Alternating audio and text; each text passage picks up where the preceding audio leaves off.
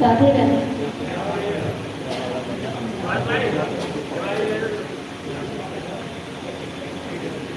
बोलिए वृंदावन बांके बिहारी लाल की,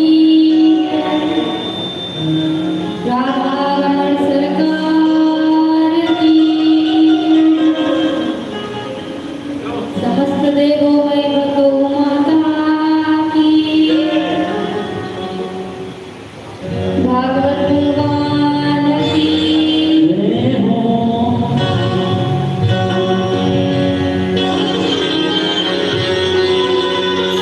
Oh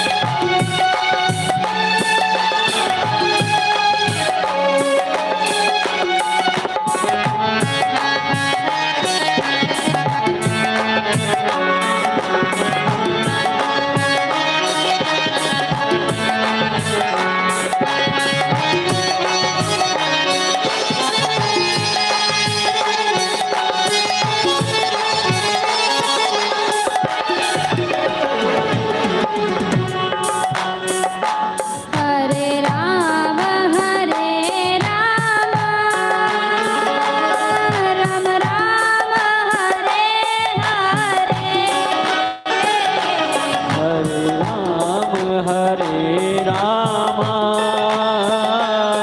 राम राम हरे हरे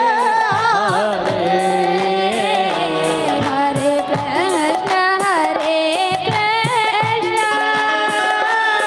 कृष्ण कृष्ण हरे हरे हरे कृष्ण हरे कृष्ण कृष्ण हरे हरे हरे राम राम राम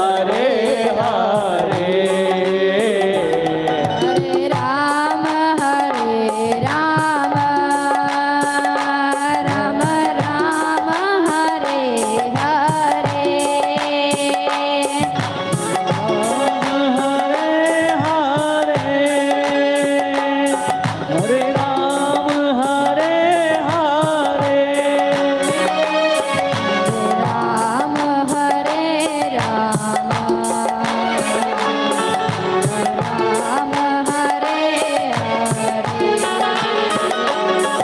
हरे राम हरे राम राम राम हरे हरे हरे कृष्ण कृष्ण कृष्ण हरे हरे हरे राम हरे कृष्ण कृष्ण हरे बोलिए बाके बिहारी लाल की जय हो।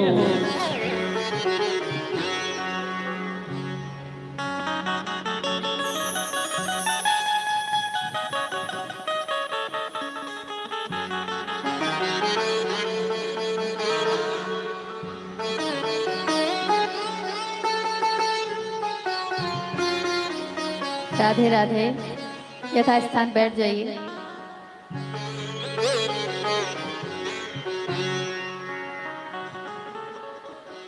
देखिए ये हरे राम राम राम हरे हरे हरे कृष्ण कृष्ण कृष्ण हरे हरे ये वेदों का मंत्र है।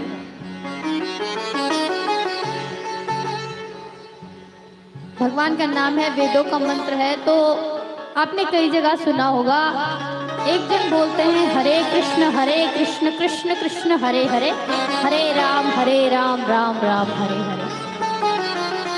और कुछ लोग बोलते हैं कि हरे राम राम राम। कुछ लोग कृष्ण से स्टार्ट करते हैं, कुछ लोग राम से स्टार्ट करते हैं। तो ये जो हरे राम वाला जो मंत्र है, ये वेदों का मंत्र है। इसका उच्चारण बिना तन की शुद्धि के नहीं कर सकते, बगैर नहाए है इसको नहीं बोल सकते। और जो हरे कृष्ण वाला है उसको आप कभी भी बोल सकते हैं, कोई दिक्कत नहीं।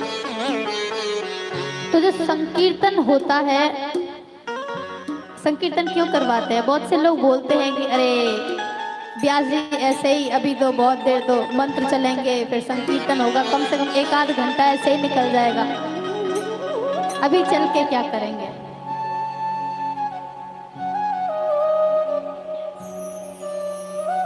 अभी जाके क्या करें? अभी तो टाइम है, अभी प्रारंभ हुई है ना कथा, तो 1-1.5 घंटा तो ऐसे ही निकल जाएगा। नहीं, देखिए भगवान की कथा तो हम सुनते हैं, कथाएं तो हम सुनते हैं, लेकिन संकीर्तन जो होता है, भजन भी गाते हैं ऐसा नहीं है, भजन भी होता है, कथाएं भी होती हैं, लेकिन जो संकीर्तन होता है हरे राम राम राम हरे हरे हरे कृष्ण कृष्ण कृष्ण हरे हरे, ये स्टार्टिंग में होता है। इससे क्या है कि देखो भगवान का नाम तो सब लेते ही हैं, लेकिन संकीर्तन का जो आनंद है, संकीर्तन में इसलिए बैठना चाहिए। क्यों बैठना चाहिए संकीर्तन में? क्यों कथा में पहले से ही आकर के बैठना चाहिए? क्या अर्थ है इसका? क्यों जल्दी बुलाते हैं? आपने सुना होगा, बहुत व्यास बोलते हैं, जो व्यास जी महाराज होते हैं, सब लोग बोलते हैं कि भाई कथा से पहले आ जाया करो। तो कथा में पहले से आने के लिए क्यों बोला जाता है? इसलिए बोला जाता है ताकि आप संकीर्तन में पार्टिसिपेट कर सको। संकीर्तन आप साथ में गुणगान कर सको, क्योंकि संकीर्तन करने से पता है क्या होता है, हमारा तन तो चलो कोई दिक्कत नहीं, लाया है शुद्ध हो गया, लेकिन मन तो देखिए किसी का भी शुद्ध नहीं है। कोई कितना भी बोले कि हम बहुत बढ़िया हैं, बहुत अच्छे हैं, बहुत शुद्ध हैं, हम कभी झूठ नहीं बोलते। भैया झूठ नहीं बोलते तो कोई ना कोई तो ऐसी कोई कमी आप में होगी जो केवल आप ही जानते हैं। बाहर वालों के सामने कितना भी बढ़िया बनिए, कितना भी शुद्ध बनिए, लेकिन आप लोग जानते हैं कि हमारे अंदर क्या कमी है, क्या गलती है। तो संकीर्तन इसलिए बोला जाता है, जब तक संकीर्तन चलेगा, कहा जाता है कि जो ताली बजा बजा के संकीर्तन करते हैं ना, तो जितने पाप आपने अभी तक आज तक जितने पाप किए हैं, शेष जितनी भी आयु आपकी निकल गई, उसमें जितने पाप किए हैं आपने संकीर्तन करने से, वो भी कथा पांडाल में, श्रीमद् भागवत के कथा पांडाल में संकीर्तन करने से जो पाप होते हैं वो निकलने लगते हैं। जैसे किसी ने 80% पाप किया है और संकीर्तन चला 10-15 मिनट जितनी भी, तो ज़्यादा मतलब पूरे नहीं निकल पाएंगे। वैसे तो हो भी सकता है कि पूरे निकल जाएं, लेकिन फिर भी पूरे नहीं निकल पाएंगे। 65%, 70% जितनी देर संकीर्तन चलेगा ताली बजाएंगे, मुंह से गाएंगे, उतनी देर तक वो निकलते रहेंगे। तो संकीर्तन में अवश्य बैठना चाहिए।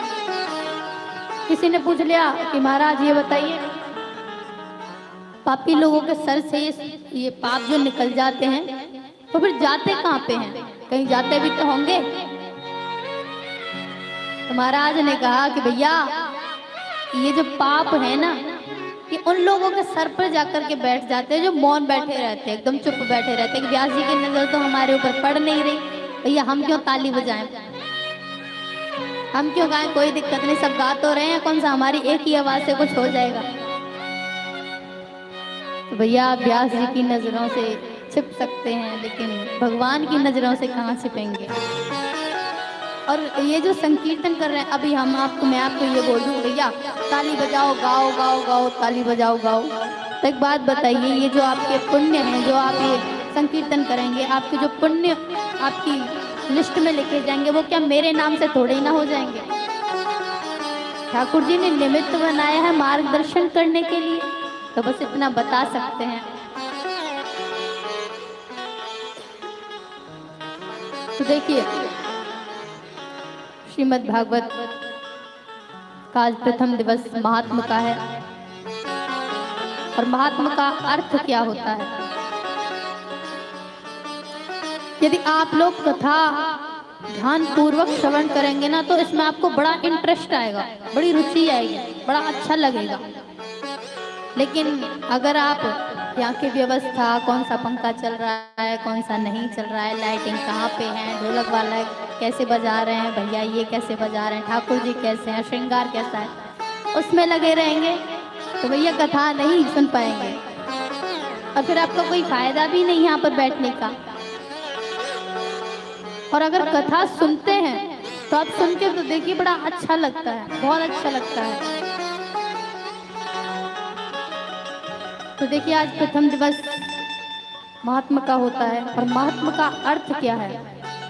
महात्मा का अर्थ है कि जो श्रीमद् भागवत की महिमा है, इसकी महिमा क्यों है, क्या है। कुछ लोग देखिए सबके मन में, सबके तो नहीं लेकिन क्वेश्चंस तो उठते ही होंगे कि श्रीमद् भागवत कथा 7 दिन में ही क्यों सुनी जाती है। श्रीमद् भागवत कथा 7 दिन में ही क्यों सुनी जाती है, और इससे होता क्या है। सब लोग बोलते हैं कथा सुनो भाई, कथा सुनो। भैया इतने काम धामे छोड़ के कथा क्या को सुने, को बाबरे कुत्ता निकाल लिया।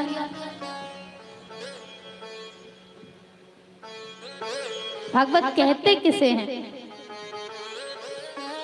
भागवत का अर्थ क्या है।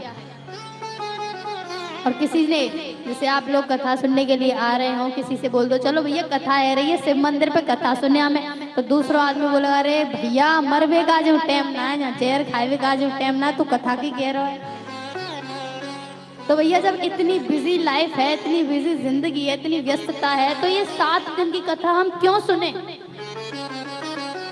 इसी के उत्तर श्रीमद् भागवत कथा में बताए गए हैं। एक बात ये भी है कि आप लोग अपनी मर्जी से कथा सुनने कभी आ ही नहीं सकते। आप ये समझ रहे हैं कि हम कथा स्वयं सुनने आए हैं। मन था, सुबह से कलश यात्रा में से गए थे तो भैया मन था इसलिए आ गए सुनने के लिए। नहीं, केवल ठाकुर जी जिसे चाहते हैं कथा पांडाल में बुलाना, कथा श्रवण करवाना चाहते हैं, वही लोग आ सकते हैं। आपको अभी कोई काम लग जाता भैया तो आप कथा सुनने कैसे आ जाते? और देखिए संकीर्तन में भगवान आपको ही तो बुलाना चाहते थे, तो कितने बहुत कम लोग थे, अभी आते जाएंगे ऐसे। तो आप ये ना समझें कि हम अपनी मर्जी से स्वयं यहाँ पर आए हैं। भाग्योदयेन बहुसमर्जितेन सत्संगमं चलबते पुरुषो यदावै। जब हमारे जीव, एक जीव के जन्म जन्मांतरों का, कल्प कल्पांतरों के पुण्यों का उदय होता है, तब इस कथा पांडाल में बैठने का अवसर मिलता है। अब कुछ लोग बोलेंगे कि अरे हम क्यों कथा सुने, क्यों कथा सुने हम भैया? हम नहीं सुन रहे कथा, हम तो अपने कर्मों पर विश्वास करते हैं, हमें तो अपने कर्मों का विश्वास है, हम नहीं कथा सुनेंगे। क्योंकि भगवान ही तो बोलते हैं कर्म ही पूजा है। हम अपने कर्मों का विश्वास करेंगे, नहीं पूजा करेंगे, ना कोई कथा सुनेंगे, कुछ नहीं। कर्म करेंगे उसी के अनुरूप हमें फल मिलेगा। तो चलो ठीक है, ये अच्छी बात है, कर्म ही पूजा है, ये सत्य है। भगवान श्री कृष्ण ने गीता में बोला है कि कर्म करो, आपके कर्मों के अनुरूप ही आपका फल निर्धारित किया जाता है। ठीक है, लेकिन एक बात बताइए, आप कर्म कर सकते हैं और कर्म करने के लिए क्या चाहिए? क्या चाहिए? जीवन चाहिए या नहीं? श्वास चाहिए या नहीं? कर्म आप जिंदे रहेंगे तभी तो कर पाएंगे, जब जिंदगी होगी तभी तो कर पाएंगे। और आप ये बोलते हैं हम तो कर्म करेंगे, तो ये मत भूलिए कि आपको, खैर वो तो अपनी कृपा का कभी बखान करता ही नहीं, लेकिन हम लोगों को यही सोचना चाहिए कि भीख में जो ये सांसें हमें मिल रही है ना, ये उसी की दी हुई हैं। कर्म आप कर सकते हैं, लेकिन कब? जब आप जीवित हैं। अगर उसको अहंकार आ जाए, वो बोल दे एक सेकंड में, कहले तू कर्म करने की बात कर रहा हो, अभी तेरी सांसें ने छीनू, मर जा, कर्म कैसे कर लेगा?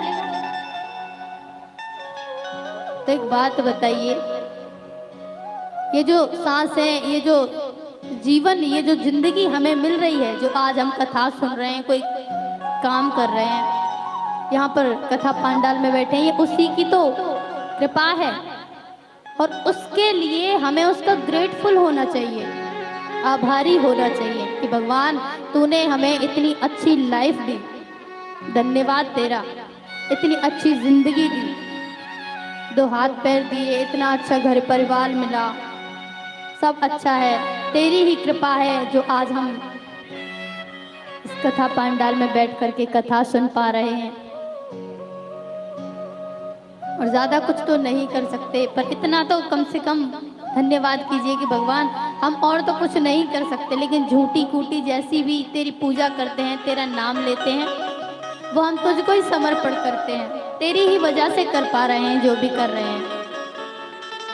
तो आपका कैसा भी कर्म हो, खाना बनाते हुए, कपड़े धोते हुए, खाना तो पकाती है ना माताओं के पास, तो वैसे अगर कोई बोल दे कि भैया पूजा करो, अरे कहाँ पूजा का टाइम कहाँ मिल रहा है बीवी, इन बालकन पे इतनी फुर्सत ना है, सवेरे रोटी बनाओ, फिर इन्हें स्कूल का आज तैयार करो, फिर इन्हें स्कूल भेजो, फिर बालक आ जा में, फिर इनका काम। हाँ ठीक है, माताओं को ज़्यादा व्यस्तता होती है, लेकिन ये मन में भाव रखिए कि ठाकुर जी जो हम ये खाना बना रहे हैं ना, ये आपके लिए, ये जो हम खाना बना रहे हैं ना, इससे पहले हम आपको भोग लगाएंगे। अगर पानी पी रहे हैं, ठाकुर जी ये आपके लिए, क्योंकि हम पानी पी रहे हैं और हम जब पानी पी के स्वस्थ रहेंगे, मस्त रहेंगे, तभी तो आपकी पूजा कर पाएंगे, आपको देख पाएंगे। श्रृंगार कर रहे हैं ना, कंघी भी कर रहे हैं बालों में, तो भी ये बोलिए ठाकुर जी ये आपके लिए। क्यों? क्योंकि जब हम सज धज के सुंदर बन के आपके समक्ष, आपके सामने जाएंगे ना, और जब आप हमें देखेंगे, आपकी दृष्टि जब हम पर पड़ेगी, तो हम ये समझेंगे कि हाँ भैया हमारा श्रृंगार करना पूर्ण हुआ। तो देखिए, आपका कोई भी कर्म, कोई भी कार्य आपका पूजा बन जाएगा, लेकिन करना कैसे है कि भगवान ये जो काम मैं कर रहा हूं ना, ये आपको समर्पित है, आपको समर्पित है। और वैसे भी श्रीमद् भागवत कोई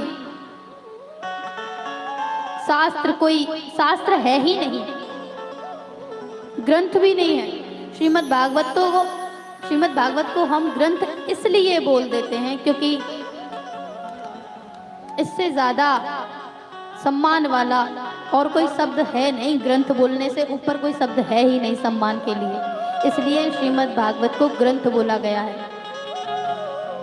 कुछ लोग बोलते हैं कि जब बहेलिया ने भगवान श्री कृष्ण के चरणार विंद में तीर मार दिया था, तो वो ये भूमि छोड़ करके चले गए थे। नहीं, जिस समय बहेलिया ने ठाकुर जी के चरणों में तीर मारा, तो बहेलिया आकर के गिर गया। अरे द्वारकाधीश, ये बहुत बड़ी गलती हो गई हमसे और मुझे अभी मृत्यु दंड मिलना चाहिए। ठाकुर जी ने कहा कि परेशान होने की जरूरत नहीं, क्योंकि हमारी ही इच्छा थी। और ठाकुर जी के शरीर से एक तेज पुंज निकला और वो व्यास जी की कुटिया में जा पहुंचा, और उस कुटिया में व्यास जी ने 4 श्लोकों से, चतुश्लोकी भागवत जिसे बोलते हैं, उससे 18,000 श्लोकों की एक संगीता का गायन किया। और जो जिसमें लिखा गया था, पहले कलम तो थी नहीं, पहले लिखा करते थे, पंख थी और उसमें इंक में डुबो के उससे लिखा करते थे। पहले किताबें नहीं थी, बुक्स नहीं थी, तो कोरे पन्ने थे, कागज इतने सारे लिख रखे थे उन्होंने। तो ठाकुर जी के शरीर से वो तेज पुंज निकला और निकल करके उन श्लोकों में जो लिखे हुए थे, रखे थे इतने, उनमें समाहित हो गया। किस वेद में, किस शास्त्र में लिखा है कि ठाकुर जी कहाँ गए हैं? सभी का लिखा है कि विष्णु भगवान क्षीर सागर में रहते हैं और राम जी साकेत धाम गए थे, साकेत धाम गए थे राम जी, गोकर्ण गोलोक धाम गया था। लेकिन श्री ठाकुर जी का कहाँ लिखा है? कहाँ पे गए थे? कहाँ गए थे? ठाकुर जी श्रीमद् भागवत में समाहित हुए थे। गोलोक तो उनका निज स्थान है, लेकिन यहाँ पर लीलाएं करने के बाद द्वापर में ठाकुर जी श्रीमद् भागवत में समाहित हुए थे। इसलिए ये कोई साधारण कथा नहीं है, इसको बड़ी ध्यान पूर्वक श्रवण करें। अरे भैया, ये जो कथा है ना, ये हम लोगों को तो इतनी सहजता से, इतनी सरलता से मिल रही है क्योंकि भगवान का अनुग्रह है, कृपा है उसकी। ये कथा देवताओं के लिए भी दुर्लभ थी, बड़ी दुर्लभ। एक बार क्या हुआ कि ये कथा श्री सुखदेव जी महाराज ने परीक्षित जी को सुनाई थी। उसके विषय पर हम चर्चा करेंगे, कौन परीक्षित जी हैं, कौन सुखदेव जी हैं। लेकिन इससे पूर्व ये बता दूं कि श्रीमद् भागवत कथा सुखदेव जी महाराज ने परीक्षित जी को सुनाई थी, तो ये देवताओं के लिए कैसे दुर्लभ हो गई। जब परीक्षित जी को यह पता चला कि सप्त दिन में उनको तक्षक सर्प डस लेगा, तो वो मारे मारे इधर उधर भटकने लगे। क्यों? मृत्यु का भय नहीं था। आज के व्यक्ति को यदि ये पता चल जाए कि भैया तुम्हारी मृत्यु आज से 1.5 साल बाद होने वाली है, क्योंकि कैंसर हो गया है और कैंसर फैलने में आपको 1.5 साल लग जाएगा, इसका कोई उपचार है नहीं, 1.5 साल तक जियो, खाओ पियो, मस्त रहो। तो वो व्यक्ति सोच के मारे 1.5 साल में जो मरने वाला होगा ना, वो महीने भर में ही निपट लेगा।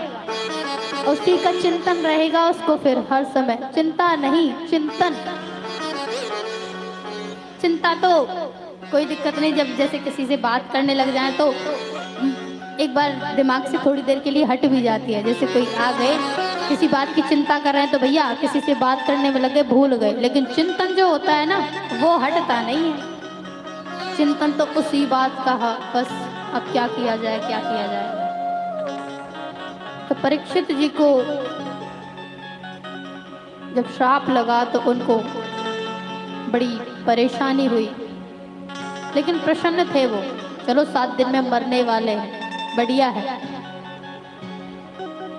हम लोगों को क्या हालत होगी 7 दिन में जब सुन लिया जाए तो? क्या होगा, क्या होगा? बहुत बुरा हाल हो जाएगा। लेकिन ये सुनकर के कि 7 दिन में मरने वाले हैं, परीक्षित जी तो नाचने लगे, गाने लगे कि भैया भगवान ने ऐसी कृपा की है, ऐसी महिमा की है कि इस जन्म में जो अपने अपराध किया था, उस अपराध का प्रायश्चित करने का मौका मिला है। 7 दिन है अभी हमारे पास में, और 7 दिन में ही मरना है सबको, आपको, हमको, इनको, सबको 7 दिन में ही मरना है, क्योंकि दिन ही 7 होते हैं। रवि, सोम, मंगल, बुध, बृहस्पति, शुक्र, शनि, 7 ही दिन होते हैं। तो परीक्षित जी जब कथा सुनने के लिए शुक्र ताल में वट वृक्ष के नीचे बैठे, और श्री सुखदेव जी महाराज वहां पर जैसे ही कथा श्रवण करवाने लगे, वहां पर देवता एक बड़ा भारी अमृत का कलश लेकर के पहुंच गए। कथा चल ही रही थी कि प्रणाम किया। अब प्रणाम किया तो श्री सुखदेव जी महाराज तो समझ गए थे कि कोई तो लोचा है,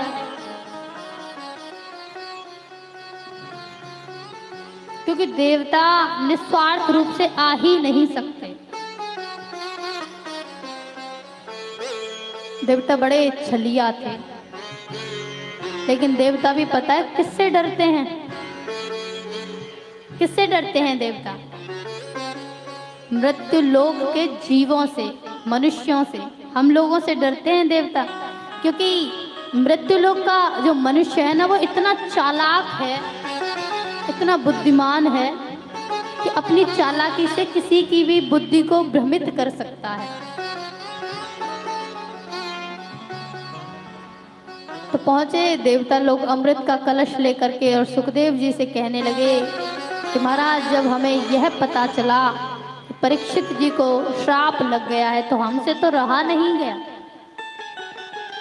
हमने सोचा इतना परमार्थी, इतना वीर राजा, धर्मपरायण ऐसा महाराज फिर दोबारा हो नहीं सकता, और हमसे रहा नहीं गया।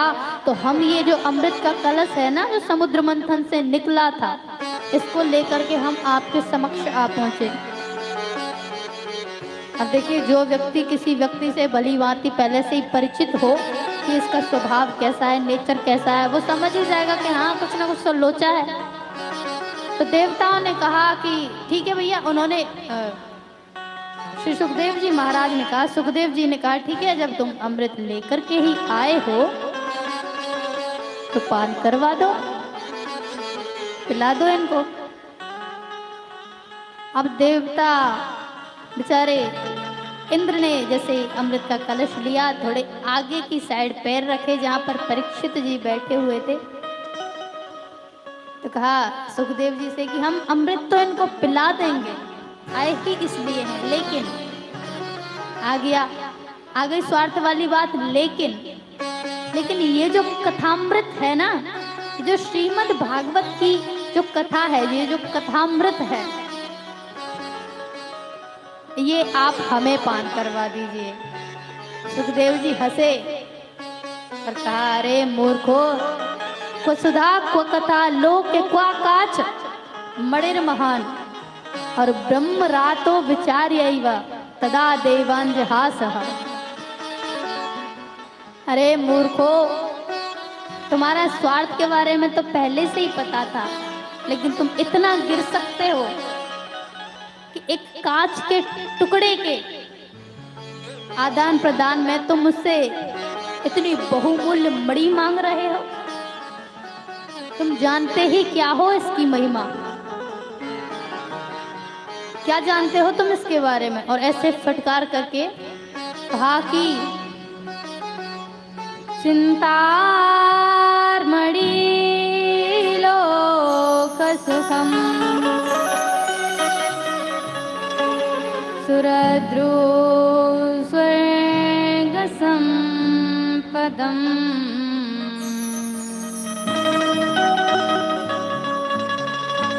प्रयश्चति गुरु प्रीतो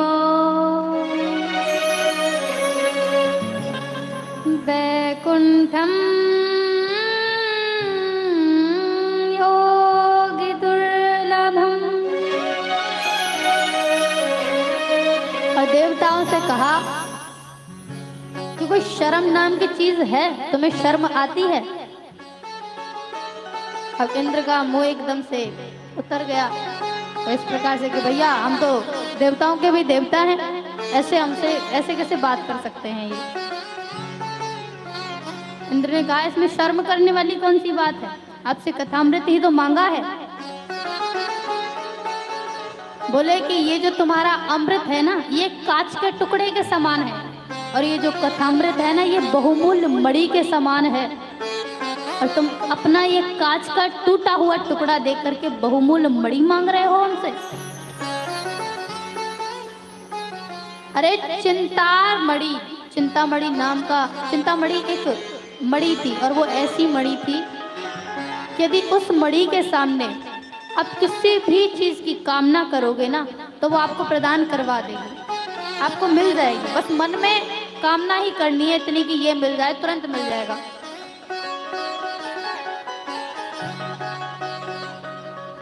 चिंतामणि लोक सुखम। चिंतामणि और कल्प वृक्ष, एक कल्प वृक्ष है वो स्वर्ग में है, वो कल्प वृक्ष भी ऐसा है, यदि उसके सामने आप किसी भी इच्छा को रखोगे, कोई भी कामना करोगे, तुरंत आपको मिल जाएगी। लेकिन चिंतामणि और कल्प वृक्ष में भी वो सामर्थ्य नहीं है जो श्रीमद् भागवत का साक्षात करवा सके। ये कथा कहीं भी नहीं मिल सकती, केवल हमारे पास में है। और देवताओं से कहा लेकर के लौट जाओ अपने इस अमृत के कलश को। अब इंद्र ने और बाकी देवताओं ने अपना ऐसा अपमान सुना तो सहन नहीं हुआ। इंद्र दौड़ा ब्रह्मा जी की शरण में। रास्ते में जैसे ब्रह्मा जी के पास में जाने लगा तो रास्ते में मिल गई नारद जी। नारद जी ने पूछा भैया क्या बात है, ऐसे मुंह लटकाए कैसे आ रहे हो? और ये वरुण देव आपकी तो आंखों में ही अश्रु हैं, ऐसा क्यों? वरुण ने कहा कुछ नहीं, इनसे पूछिए। इंद्रदेव की तरफ देखा तो आंखें नीचे झुक गई, समझ गए कोई तो लोचा है। नारद जी बताओ भैया क्या बात है, क्या हुआ? तब इंद्र ने सब कुछ बताया और पूछा कि आप तो सर्वत्र भ्रमण करते हैं, आपको तो सब कुछ पता है, तो ये बताइए ये श्रीमद् भागवत कथा में ऐसा क्या है कि जिसको हम देवता को वो बहुत ही ज्यादा दुर्लभ है और संसारियों को प्रदान करवाई जा रही है। ब्रह्मा जी की शरण में पहुंचे। अब ब्रह्मा जी किसको क्या बताएं, ब्रह्मा जी को खुद नहीं पता इसकी महिमा। ब्रह्मा सृष्टि के कर्ता धर्ता हैं, सृष्टि का निर्माण उन्होंने किया, लेकिन वह खुद ये नहीं जानते कि भागवत जी में है क्या, इसकी क्या महिमा है, इसका क्या महत्व है, नहीं जानते। अब ब्रह्मा जी कैसे बता दे देवताओं को? भैया ये तो अपमान। ब्रह्मा जी ने सोचा हम यदि बताएंगे तो देवता लोग ये समझेंगे कि इनको खुद ही नहीं पता, वैसे निर्माण करते हैं। तो ब्रह्मा जी ने कहा टालते हुए ऐसे ही बात को कहा कि 7 दिन के लिए रुक जाओ, देख लेना खुद ही अपनी आंखों से, हमें तो वैसे पता है लेकिन 7 दिन और रुकने में है क्या? 7 दिन रुके और जब 7 दिन के बाद परीक्षित को मुक्ति पाते देखा, भगवान के धाम जाते देखा, तो ब्रह्मा दौड़ करके सत्यलोक के तराजू पर पहुंचे। सत्यलोक के तराजू तक पहुंचे और श्रीमद् भागवत जी को श्री सुखदेव जी महाराज से मांगा, थोड़ी देर के लिए दे दीजिए। सुखदेव जी ने दे दिया, ले लीजिए।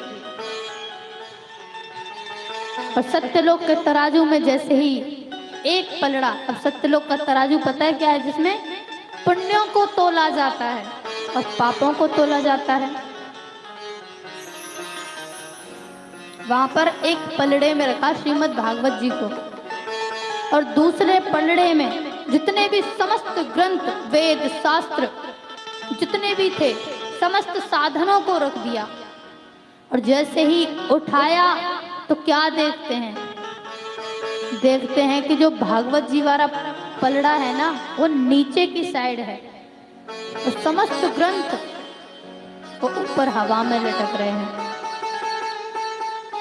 और ब्रह्मा जी ने यह घोषणा कर दी कि श्रीमद् भागवत के सिवाय अन्य ऐसा कोई और साधन नहीं जो श्री ठाकुर जी का साक्षात करवा सके। भैया मुक्ति तो मिल जाएगी, आप पुण्य कर लो, भगवान का नाम लेते रहो, मुक्ति तो मिल जाएगी, लेकिन भगवान नहीं मिलते। भगवान तो इतने इतने बड़े तपस्वी यज्ञेंद्र मुनेंद्र, इनको भी नहीं मिले। लेकिन भागवत जी में ऐसा लिखा हुआ है कि भागवत जी में वो सामर्थ्य है जो श्री ठाकुर जी का साक्षात करवा सकती है। तो तेने यम वांगमयी पूर्ति प्रत्यक्षा वर्तते हरे। भागवत जी में स्वयं लिखा है कि ये जो भागवत कथा है ये ठाकुर जी का साक्षात है। तो श्रीमद् भागवत की ओर अब चलते हैं। और भागवत जी के महात्म्य में सर्वप्रथम बताया गया है कि ठाकुर जी का स्वरूप कैसा है, भगवान का स्वरूप कैसा है, कन्हैया का स्वरूप कैसा है। तो आइए आप हम सभी लोग हाथ जोड़ करके मेरे साथ में इस श्लोक का गायन कीजिए। सभी को बोलना है पीछे पीछे।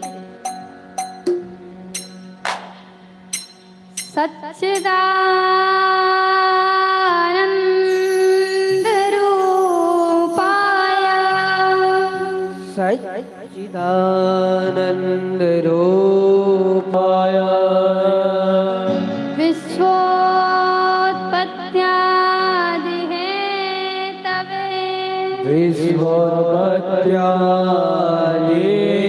विश्वोत्पत्त्यादिहेतवे तापत्रय विनाशाय तापत्रय विनाशाय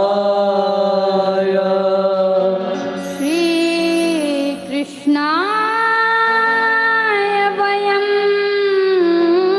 नुमः। श्रीकृष्णाय वयं नुमः। श्रीकृष्णाय वयं नुमः। श्रीकृष्णाय वयं नुमः। श्रीकृष्णाय वयं नुमः। कृष्णाय वयं नुमः। इस श्लोक में भगवान का स्वरूप बताया गया है। स्वरूप दयालुता, उनके गुण सब कुछ बताया गया है। देखिए सभी ने सुना है कि भगवान बड़े सुंदर थे, ठाकुर जी बड़े सुंदर थे, मुरली बजाते थे, लीलाएं करते थे, बड़े दयालु थे। सबने सुना है, लेकिन किसी ने देखा है? देखा है? आपने देखा है? सभी के अंदर, आपके अंदर, सभी के अंदर विद्यमान है, वो तो कण कण में विराजमान है, लेकिन देखा किसी ने नहीं। अब हम पता है हम लोगों की मनोदशा कैसी है कि हम जैसे देखते हैं ना, ठाकुर जी का प्रतिबिंब यहाँ पे देख लिया, नीचे लड्डू गोपाल जी हैं, छोटे थे तब ऐसे होंगे, और चित्रकारियों में देखते हैं कि ठाकुर जी ऐसे थे, ऐसे हमारे जैसे थे, मनुष्यों जैसे थे, उनका तन मनुष्यों जैसा था। ऐसा हो सकता है? मनुष्यों जैसे ठाकुर जी हो सकते हैं? भागवत जी में लिखा है कि भगवान का जो नख है ना, नख, इसको सबसे छोटा बिंदु जो किसी मशीन से भी नहीं देखा जा सकता, उतने के बराबर हमारा पूरा ब्रह्मांड में, पूरे ब्रह्मांड की सुंदरता यदि लगा ली जाए तो उतने के बराबर भी नहीं होता। तो सोच के देखिए कितने सुंदर रहे होंगे, कितने सुंदर रहे होंगे। लेकिन हम कभी मन में सोचते हैं ना, जैसे भगवान को देख लिया कि भगवान ऐसे होंगे, ऐसी लीलाएं करते होंगे। जैसे हम लोग कथाएं सुनते हैं तो सभी के माइंड में, सभी के मस्तिष्क में ये विचार चलता है कि भगवान, जैसे अभी कथा सुन रहे थे देवताओं की और सुखदेव जी की, तो सभी का माइंड है, सबके माइंड में वो चित्रकारी क्रिएट हो रही थी, वहीं की वहीं निर्माण हो रहा था कि ऐसे बैठे थे। आंखों से तो दिखता नहीं, लेकिन ये जो मन की आंखें हैं ना, दिमाग है, मस्तिष्क है, इससे हम लोग सोचते हैं फास्ट फास्ट। तो सब लोग सोचते हैं कि हाँ, भगवान का जन्म मथुरा में हुआ था, इतने छोटे से होंगे, जब रास रचाई थी तब इतने बड़े थे, और जब पूतना का वध किया था तब ऐसे थे, माखन ऐसे चोरी करते थे। लेकिन भगवान को देखा किसी ने नहीं, किसी ने नहीं देखा। हमारे ब्रज में ना, मथुरा में गोवर्धन में रहते थे, कुछ समय गोवर्धन में भी रहे थे। अष्टचाप कवि थे, तो उनमें से एक थे सूरदास जी। सूरदास जी का नाम सभी ने सुना है। उनका क्या है, वो जन्मांध थे, जन्म से उनकी आंखें नहीं थी।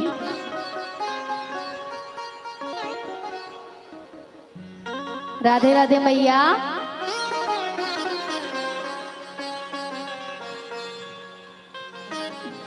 बड़ी सुंदर कथा है, कथा का श्रवण कीजिए। तो वो ना जन्मांध थे, बचपन से ही आंखें नहीं थी। और जब जन्मांध थे तो बेचारे माता पिता ने त्याग कर दिया। तो वो क्या करते थे कि एक मंदिर था, उस मंदिर के निकट ही बैठते थे, मतलब पास में जो सीढ़ियां चढ़ने वाली होती हैं उन पे ही बैठते थे और पद गाया करते थे। और पद भी ऐसे पद थे कि जो मनुष्य देख सकता है और कुशाग्र बुद्धि वाला है वो भी उन पदों की व्याख्या नहीं कर सकता। जो एक अंधा पद गा करके करता था, दिखता कुछ नहीं था, तो पद गाया करते थे, बड़े अच्छे अच्छे पद गाते थे, बड़े सुंदर, बड़े मीठे, सभी सुनते थे। पुजारी वगैरह थे जो दर्शन करने आते थे, सभी सुनते थे बैठ करके। तो उनमें ना एक हॉबी थी उनकी, उनमें एक खासियत भी थी। क्या खासियत थी?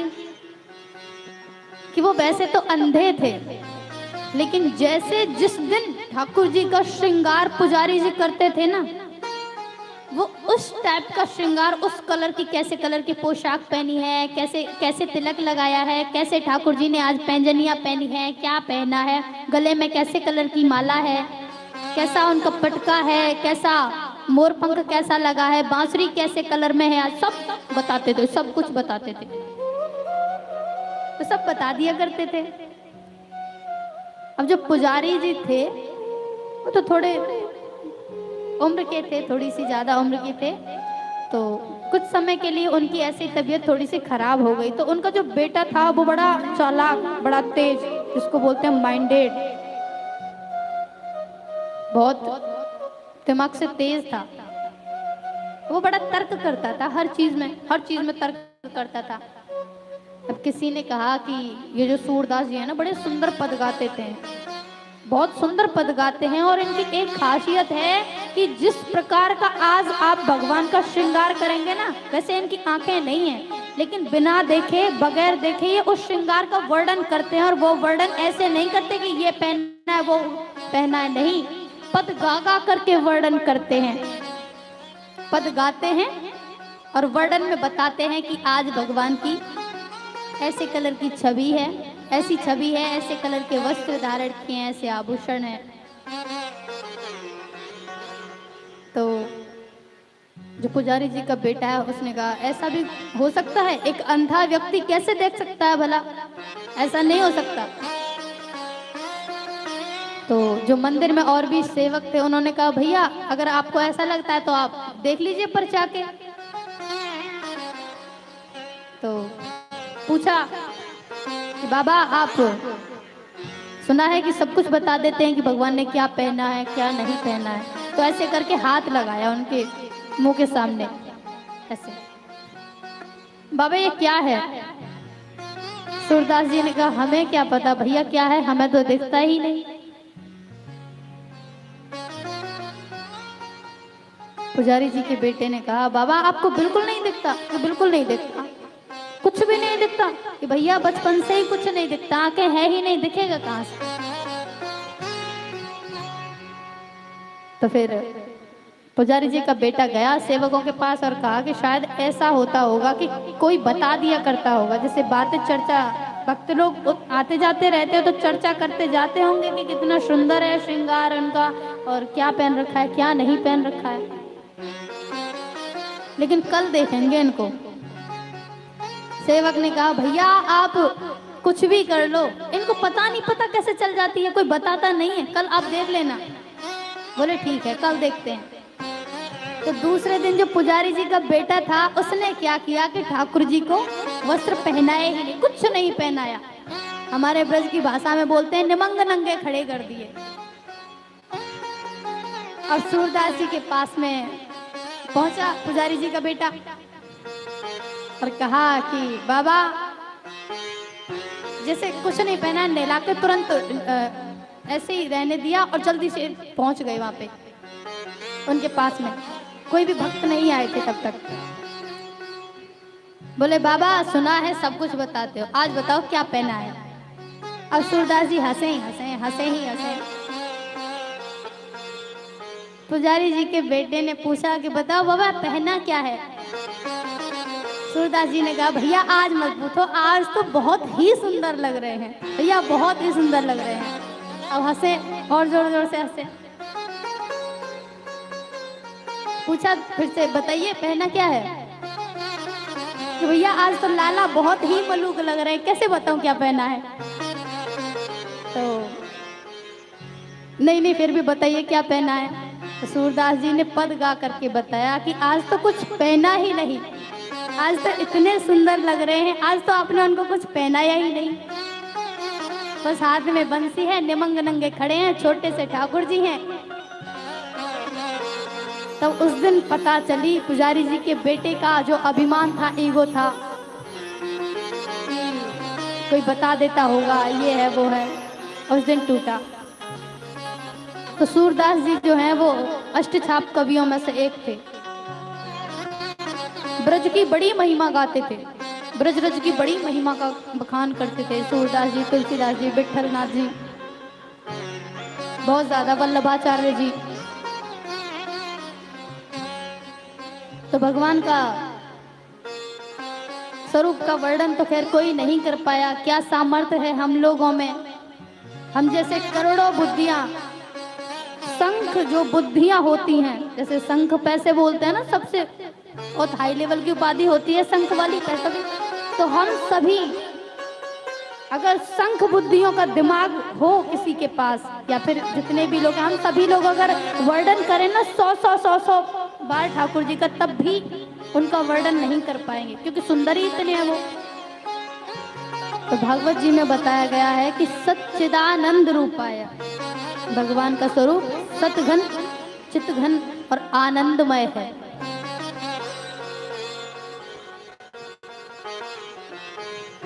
तो सत्य किम, सत्य क्या है? सत्य क्या है?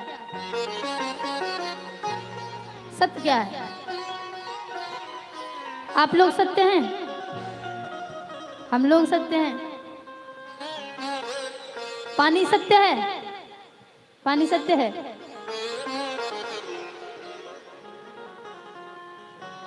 सत्य कुछ भी नहीं है, केवल उसके। हम सत्य इसलिए नहीं है, क्यों नहीं है? क्योंकि हम आज हैं, लेकिन कल हम लोग मर जाएंगे। हम लोगों में से कोई नहीं बचेगा। और सत्य क्या है? जो कभी नष्ट ही ना हो, जो कभी नष्ट ना हो, वो सत्य है। जमीन सत्य है। देखिए, सब कुछ नष्ट हो जाएगा। बहुत से लोग बोलते हैं कि जमीन कभी नष्ट नहीं होगी। क्या जमीन सत्य है? नहीं है, क्योंकि भागवत जी में लिखा हुआ है कि जब कलयुग आएगा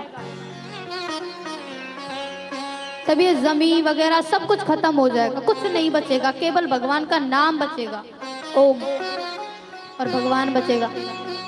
और बहुत सी जगहों पर आपने देखा भी होगा, सुना भी होगा न्यूज में कि भैया फलानी जगह पर भूकंप आया, वहां पर जमीन फट गई। अगर सत्य होती तो नष्ट क्यों होती? तो जो तीनों कालों में एक समान रहे वो सत्य है। सत्य कुछ भी नहीं, केवल परमात्मा है, केवल भगवान है। चित्त क्या है? सच्चिदानंद रूपाय। चित्त क्या है? चित्त अथवा चैतन्य। देखिए, चैतन्य क्या होता है? चैतन्य होता है परमार्थ। जैसे हम लोग अभी बैठे कथा पांडाल में हैं, चेतना जिसको बोलते हैं, कथा पांडाल में बैठे हैं, लेकिन यहाँ पे कथा पांडाल में कई माताएं होंगी ऐसी जो बैठी तो यहाँ पे है, लेकिन सब्जी आज क्या बनेगी, आज जन कहाँ बनाना, बच्चन ने कहा खाना है, आज घर पे जाके झाड़ू। मतलब बॉडी यहाँ पे है लेकिन माइंड अपसेंट है, मूड घर पे है, चेतना घर पे है, या फिर कुछ और सोच रहे होंगे, हाँ हमारी बहन की छोरी को प्यार और कहाँ पैरूंगी, जी है वो है। तो देखिए, बैठे तो यहाँ पे लेकिन चेतना नहीं है यहाँ पे। लेकिन चेतना हो तो भैया कथा सुनने का आनंद ही अलग होता है। तो सच्चिद आनंद। अब आनंद किम, भगवान तो सच्चिदानंद है ना, तो आनंद, आनंद क्या है? ये बैठे आनंद जी।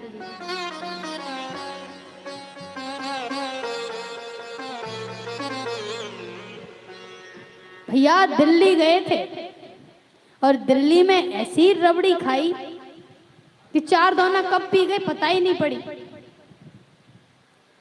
ऐसा आनंद आया, ऐसा मजा आया कि 4 दोने पी गए, लेकिन फिर भी मन नहीं भरा।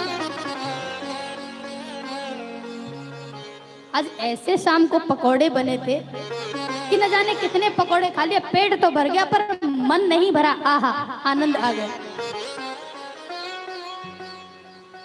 ये कोई आनंद है? हम लोग अपने जीव के स्वादों में आनंद ढूंढते हैं, ये कोई आनंद है? नहीं, आनंद ये हो ही नहीं सकता, ये तो केवल जीव का स्वाद है। आनंद क्या है? आनंद कभी खत्म नहीं होता, आनंद कभी खत्म नहीं होता, और आनंद केवल और केवल परमात्मा है। परमात्मा कैसे है? रबड़ी खाओ, 2 दोने पी लो, मुंह फिर जाएगा, मन नहीं करेगा खाने का। ऐसी संसार में कोई भी वस्तु नहीं है जिसको ज्यादा पाने से मन ना भर जाए। कोई भी चीज ऐसी नहीं। किसी चीज को जरूरत से ज्यादा खा पी लो या फिर कोई चीज मिल जाए, हमारे पास में कोई चीज हो, तो उससे मन भर जाता है। भरता है या नहीं? भर जाता है। लेकिन क्या एक प्रेमी, एक भक्त भगवान का नाम लेते लेते किसी का कभी मन भरता है? कभी मन नहीं भरता। इनफैक्ट ऐसा होता है कि यदि बहुत से लोग देखिए गिरिराज जी में जाते हैं गोवर्धन परिक्रमा करने के लिए, तो जाते हैं और पहली बार जब परिक्रमा करते हैं तो ऐसे, हे भगवान कितनी देर और रह गई है, कितनी बड़ी और परिक्रमा है। जो लोग ये बोलते हैं ना छाती ठोक के कि हाँ हम कितना भी चलवा लो, कितना भी कर सकते हैं, वो लोग गिरिराज जी में खड़े खड़े रोते हैं कि भैया कितनी और परिक्रमा रह गई है। हम तो देखते हैं, रोज रोज का ही काम है हमारा तो देखना। तो हे गिरिराज बाबा, हे गोवर्धन नाथ, इस बार आ गए, अब कभी भी परिक्रमा देने के लिए नहीं आएंगे, बस ये लगवा दो कैसे भी। लेकिन फिर कुछ समय बाद फिर से मन होता है, चलो एक बार और दे करके आते हैं, इस बार देखते हैं। आधी लगी तो लगी, वरना टमटम है ना, टमटम से देंगे, दर्शन करके आएंगे। इच्छा जागृत हुई, गोवर्धन बाबा ने बुलाया कि आजा भैया, अभी तो हमारा मन है तुझे देखने का, आना पड़ेगा।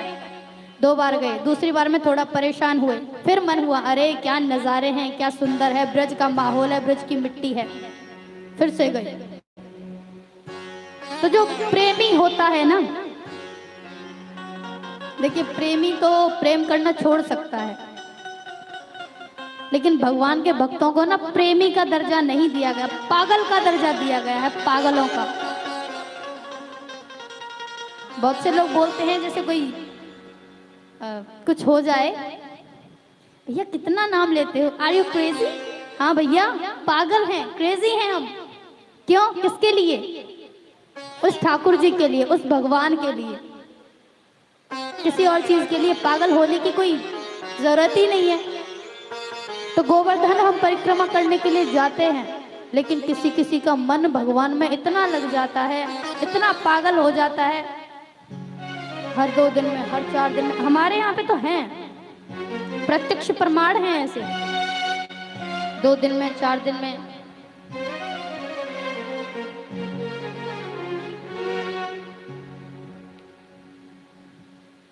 बोलिए श्री बांके बिहारी लाल की जय।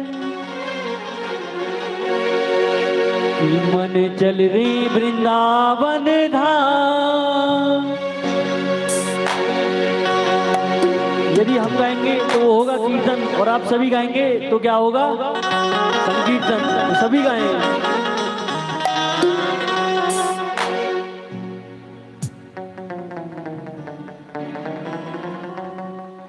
आप सभी लोग भी गोवर्धन वृंदावन, किसका मन नहीं चाहेगा यहाँ पर आने का? किसका किसका मन चाहता है? हाथ उठा करके कहिए, और इतनी अच्छा जयकारा लगाइए बहुत जोर से, इतनी जोर से कि दिल्ली गूंज जाए। बोलिए वृंदावन बाके बिहारी लाल की। तो सभी का मन करता है ना वृंदावन जाने का। चलिए वृंदावन चलते हैं।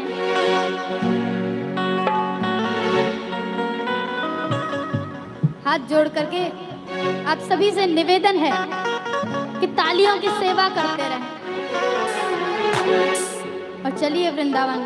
कि वृंदावन जाने को जी चाहता है, वृंदावन जाने को जी चाहता है, वृंदावन जाने को जी चाहता है। अरे वृंदावन जाने को जी चाहता है, वृंदावन जाने को जी चाहता है। जय हो राधे राधे गाने को जी चाहता है, राधे राधे गाने को जी चाहता है।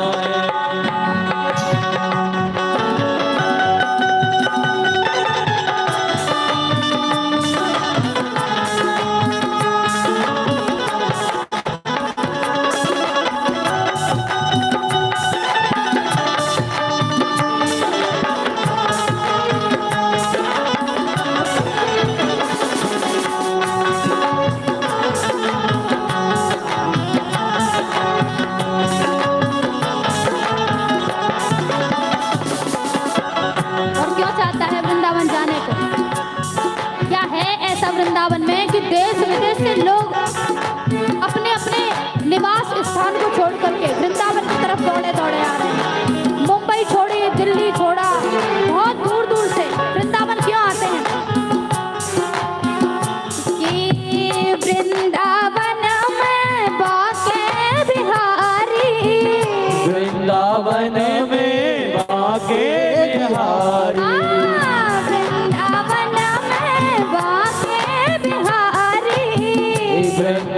में बाके बिहारी,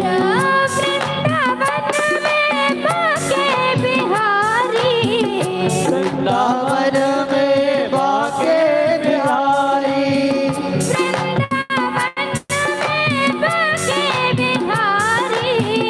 वृंदावन में बाके बिहारी, अखियाँ मिलाने को जी चाहता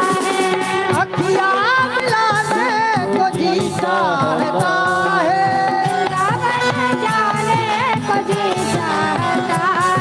वृंदावन जाने को जी जाता है।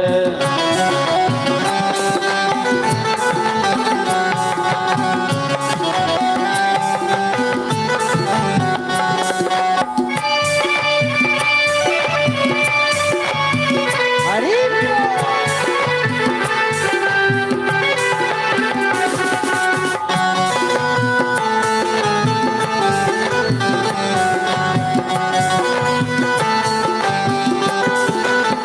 और क्या है वृंदावन में, और क्या है वृंदावन में जिससे मन अटक जाता है। देखिए वृंदावन कभी जाना मत, मैं यही सलाह दूंगी आपको। वृंदावन कभी मत जाना, कभी भी, क्योंकि वृंदावन में एक ऐसा चोर बैठा है जो रुपया पैसा धन दौलत कुछ नहीं छीनता, वो केवल और केवल मन को चोरी करता है। और यदि उसने अगर आपका मन चोरी कर लिया ना, तो आप कहीं के नहीं रहेंगे। ए वृंदावन में यमुना किनारा, वृंदावन में यमुना किनारा, वृंदावन में यमुना किनारा, वृंदावन में यमुना किनारा,